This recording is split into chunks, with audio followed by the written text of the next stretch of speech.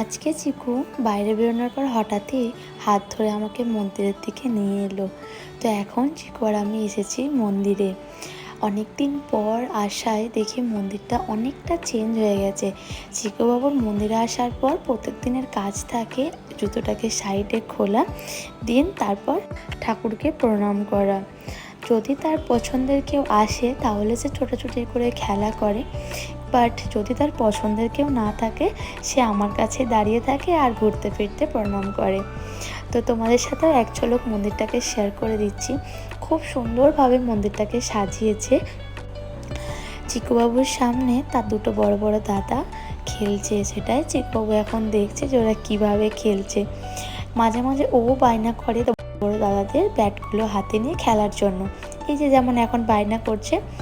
তো আজকে আর ওকে দিলাম না, কারণ ওরা অনেকজন এখন খেলছে, মাঝে কি বললে ওদেরও তো ডিস্টার্ব হবে, তাই আজকে আর বলিনি। বাট হ্যাঁ, ও মাঝে মাঝেই নিয়ে খেলতে থাকে ওদের সাথে ব্যাট নিয়ে। যখন বলছি দাদারা দেবে না, তখন সে তার কোমর থেকে বন্দুক বার করে ঠিস ঠিস করছে, এটা করতেই থাকে। যখন ওকে বিরক্ত করে বা ওর পছন্দের জিনিস দেবো না বলে, তখন এই দুষ্টুমিগুলো করতে থাকে।